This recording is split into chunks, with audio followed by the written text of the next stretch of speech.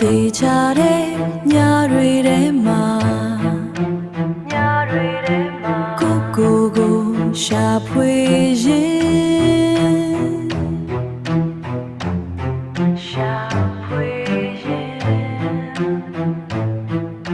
စိုးရင်စိတ်တွေကလှိုင်းလို့ရိုက်ခံအလင်းရောင်ကိုမျောနေခဲ့အခုတော့ရာရာရှင်းလင်းလာပြီရင်ထဲမှာလဲတိတ်ဆိတ်ငြိမ်